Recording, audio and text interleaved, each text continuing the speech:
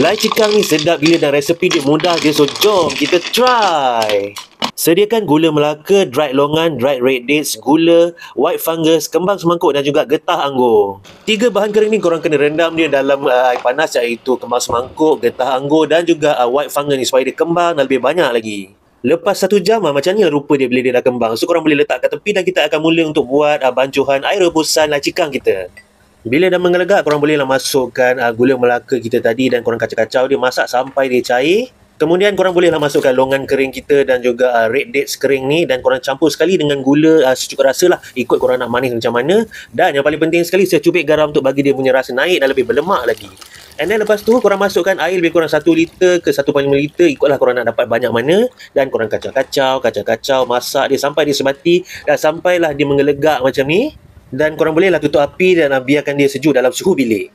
Bila dah dekat 10 minit nak buka puasa macam tu, korang ambil lah bekas besar ni, tuang ais berpenuh dalam dia, kemudian korang taburlah ketulan-ketulan longan, mata kucing ataupun red dates tadi tu.